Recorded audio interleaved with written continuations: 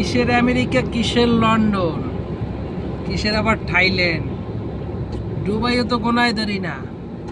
একবার আজকে দেখো সৌদি আরবে, এখানে কিছু পাও বা না পাও, মক্কা এবং মদিনা, আমার প্রিয় নবীর রওজা একবার হইলেও জিয়ারত করতে পারবা।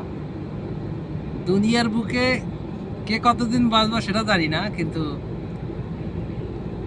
জীবিত থাকাকালীন একবার যদি পৃথিবীর বুকে মুসলমান জাতির শ্রেষ্ঠ ঘর কাবা, আমার প্রিয় নবীর রওজা তুমি যদি জিয়ারত করতে পারো, এর থেকে ভাগ্যবান আর কি হইতে পারে?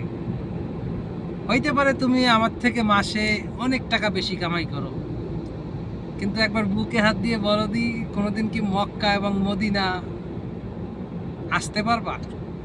হ্যাঁ, লন্ডনে বসে তুমি ডলার কামাইতেছো, আমেরিকা বসে ডলার কামাইতেছো, কিন্তু আমার রিয়ালের সাথে তোমার কোনো তুলনা হবে না। কেন, তোমার $1 যে পরিমাণ টাকা হবে বাংলাদেশের 110 টাকা বা 20 টাকা, আর আমার 1 টাকায় হবে বাংলাদেশের 32 টাকা প্লাস।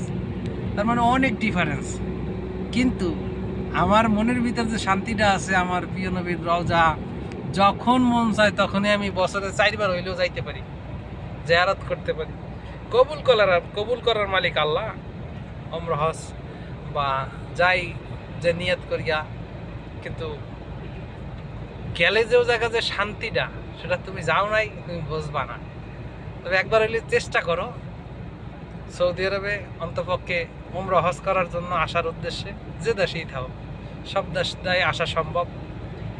মৃত্যুর পরে একটা কথা তো বলা যাবে যে আমি তোমার বন্ধু হযরত মুহাম্মদ সাল্লাল্লাহু আলাইহি সাল্লাম, আমার প্রিয় নবী, আখিরি নবীর উম্মত আমি। সেই নবীজির রওজা আমি জিয়ারত করছি, আমি তারে সালাম জানাইছি। আমি তোমার পৃথিবীর বুকে শ্রেষ্ঠ ঘর কাবা, সেই কাবা জান্নাতি পাথর চুম্বন করতে পারছি, আলহামদুলিল্লাহ। হয়তো আল্লাহ পাক রব্বুল আলামিন এই কথাগুলো শোনার পরেও জীবনের অনেক গুনাহ মাফ করতে পারে। এই জন্য বললাম, কিসের দুবাই, কিসের সৌদি, কিসের আমেরিকা, কিসের লন্ডন, সব থেকে সেরা তো আমার সৌদি।